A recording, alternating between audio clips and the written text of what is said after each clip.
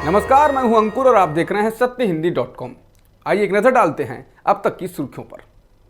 पाकिस्तान के पूर्व प्रधानमंत्री इमरान खान को चुनाव आयोग ने शुक्रवार को सुनाए गए एक फैसले में अयोग्य घोषित कर दिया है। इसका मतलब पीटीआई के चेयरमैन इमरान खान अब संसद के सदस्य नहीं रहेंगे और उनकी संसदीय सीट खाली हो जाएगी।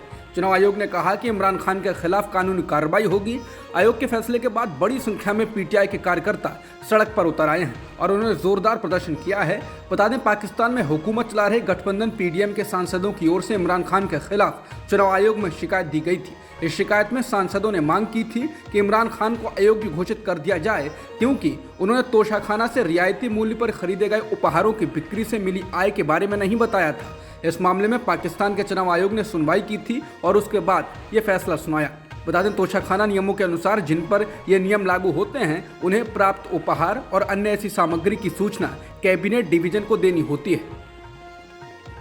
इमरान खान की अयोग्यता को लेकर चुनाव आयोग के फैसले के बाद इमरान की पार्टी पीटीआई के नेता फवाद चौधरी ने मीडिया से बात करते हुए जनता से अपने अधिकारों के लिए अपने घरों से बाहर आने के लिए कहा। उन्होंने आयोग के फैसले को 22 करोड़ लोगों के मुंह पर तमाचा बताया और कहा कि आज क्रांति की शुरुआत है।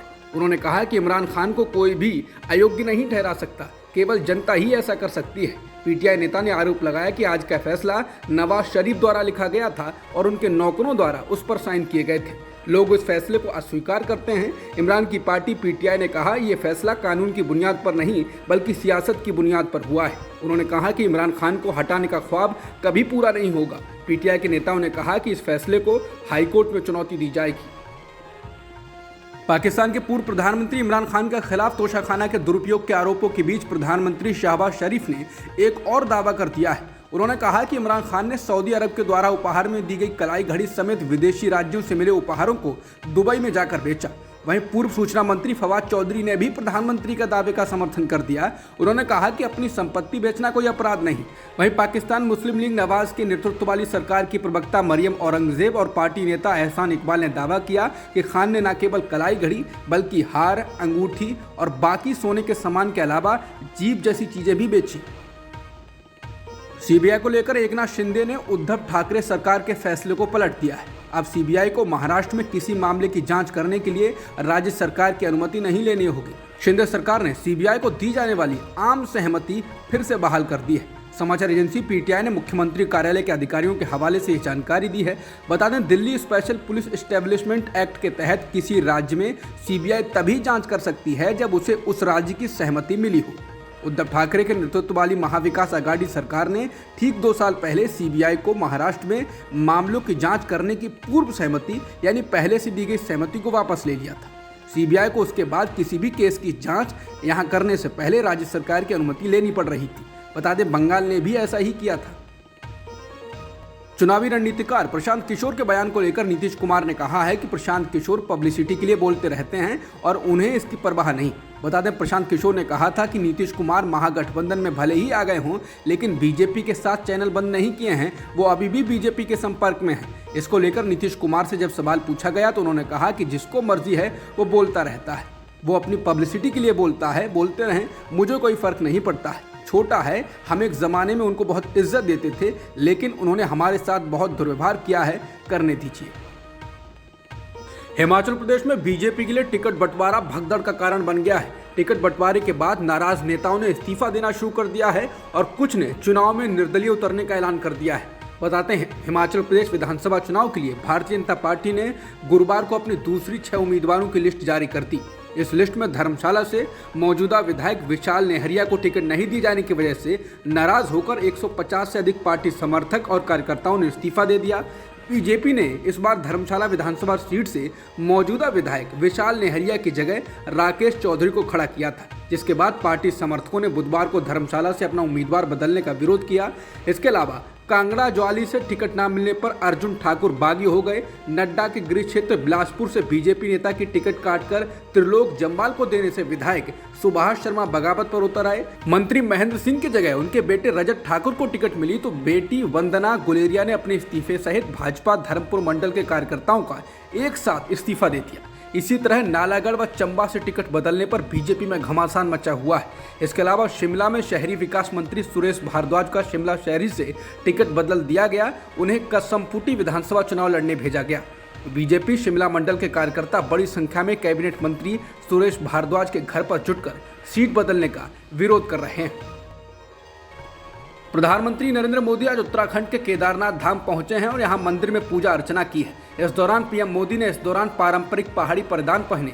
पीएम मोदी के लिए परिधान हिमाचल प्रदेश के चंबा की महिला ने बनाए थे। हिमाचल प्रदेश में इस ड्रेस को चोला डोरा कहा जाता है। बता दें, हिमाचल प्रदेश में चुनाव है, इससे पहले पीएम मोदी हिमाचली परिधान पहनकर केदारनाथ में दिखे हैं। मालूम हो कि प्रधानमंत्री जहां भी जाते हैं या तो वहां के पारंपरिक कपड़े पहनते हैं और भाषण देते वक्त शुरुआत में वहां की बोली की कुछ लाइन बोलते हैं, नहीं तो जहां चुनाव होता है वहां की संस्कृति को जरूर अपने कपड़ों में दिखाते हैं। जैसे असम के चुनाव में दिल्ली में भी भाषण देते वक्त पीएम असम का गमछा डाल लेते हैं। बता दें, प्रधानमंत्री नरेंद्र मोदी उत्तराखंड के 2 दिवसीय दौरे पर हैं। इस दौरान पीएम मोदी कई परियोजनाओं का जायजा लेंगे। कांग्रेस की भारत जोड़ो यात्रा इन दिनों आंध्र प्रदेश के कुरनूल में चल रही है। भारत जोड़ो यात्रा अब तक केरल, तमिलनाडु और कर्नाटक में कई जगहों का सफर तय कर चुकी है।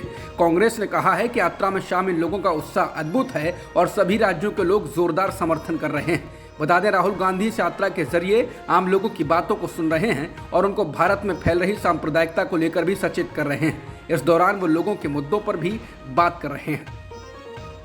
भोपाल से बीजेपी की सांसद साध्वी प्रज्ञा ने कहा है कि हिंदुओं को अपने त्योहारों को मनाने का पूरा अधिकार है और हम उस अधिकार का उपयोग करते हुए पूरे उत्साह के साथ दिवाली मनाएंगे।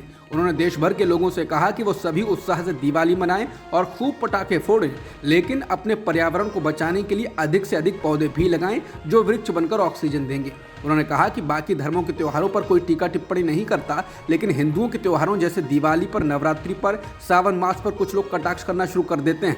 उन्होंने कहा कि ये समझ नहीं आता कि ऐसे लोगों को हमारे त्योहारों से आखिर क्यों तकलीफ होती है।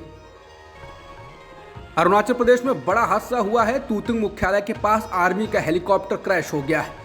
भारतीय सेना के एक अधिकारी ने बताया है कि अरुणाचल प्रदेश के वेस्ट सियांग जिले के मिगिंग में शुक्रवार सुबह मिलिट्री का एक हेलीकॉप्टर दुर्घटनाग्रस्त हो गया। समाचार एजेंसी पीटीआई की रिपोर्ट के अनुसार ये एक एडवांस लाइट हेलीकॉप्टर था और सेना के लोग सवार थे।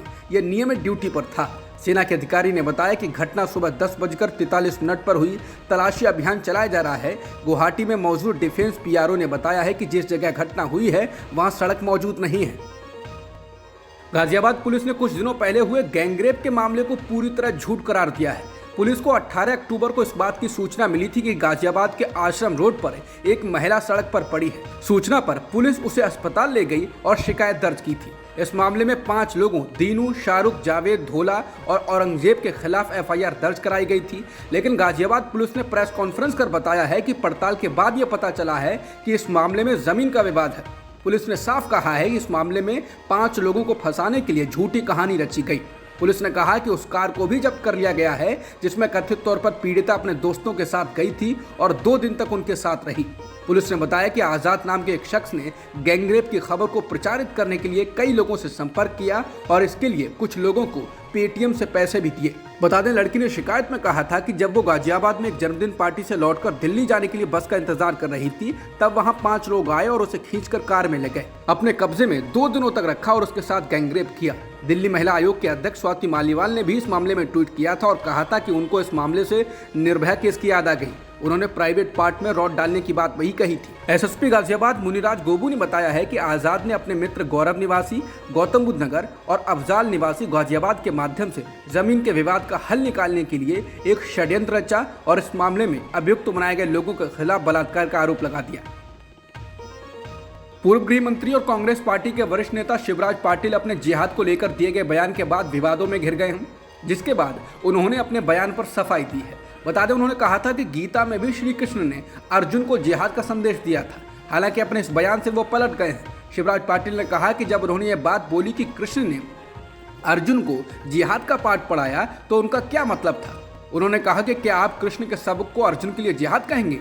नहीं, मैं यही कह रहा था। उन्होंने कहा कि यदि आप महात्मा गांधी को मारते हैं तो ये जिहाद है, उन्हें मारने का कार्य जिहाद है। हालांकि उन्होंने गीता और श्री कृष्ण को लेकर जो पहले बयान दिया था उस पर उनकी अपनी पार्टी ने भी उनसे किनारा कर लिया है। बीजेपी ने पाटिल के इस बयान को हिंदू विरोधी बताया है। बता दें, शिवराज पाटिल ने दिल्ली में एक किताब के विमोचन के दौरान कहा था कि कहा जाता है कि इस्लाम धर्म के अंदर जिहाद की बहुत चर्चा है, लेकिन गीता और जीसस में भी जिहाद है। जब मन के स्वच्छ विचार कोई अगर समझता नहीं है तब शक्ति का उपयोग करने को कहा जाता है। ये सिर्फ कुरान शरीफ में नहीं है, गीता के अंदर श्री कृष्ण ने भी अर्जुन से जिहाद की ही बात कही थी। यूक्रेन और रूस के बीच जारी युद्ध को लेकर अमेरिका ने कहा है कि ईरान खुले तौर पर रूस को इसमें मदद कर रहा है। अमेरिका ने कहा कि ईरान ने रूस को यूक्रेन पर ड्रोन हमले करने में मदद के लिए अपने सैन्य एक्सपर्ट्स क्राइमिया में तैनात किए हैं। अमेरिकी अधिकारी ने कहा कि क्राइमिया में ईरान के ट्रेनर और तकनीकी सपोर्ट देने वाले लोग भेजे गए हैं। बता दें, सोमवार को ही यूक्रेन की राजधानी कीव में कामिकाजी ड्रोन से हमला हुआ था। माना जा रहा है ये ड्रोन रूस ने तैनात किए थे, लेकिन ईरान के बनाए हुए थे। ऑस्ट्रेलिया में खेले जा रहे T20 विश्व कप में बड़ा उलटफेर हो गया है। एक अहम मुकाबले में आयरलैंड ने वेस्टइंडीज को हरा दिया है और इसके साथ ही 2 बार T20 विश्व कप की चैंपियन रही वेस्टइंडीज इस टूर्नामेंट से बाहर हो गई। आयरलैंड की टीम सुपर 12 के लिए क्वालिफाई कर गई है। वेस्टइंडीज ने पहले खेलते हुए 5 विकेट के नुकसान पर 147 रनों का लक्ष्य दिया था, जिसे आयरलैंड की टीम ने 15 गेंद शेष रहते ही हासिल कर लिया। आयरलैंड ने ये मैच 9 विकेट से जीत लिया। अब तक की खबरों में इतना ही। बाकी खबरों के लिए बने रहिए सत्यहिंदी.com के साथ।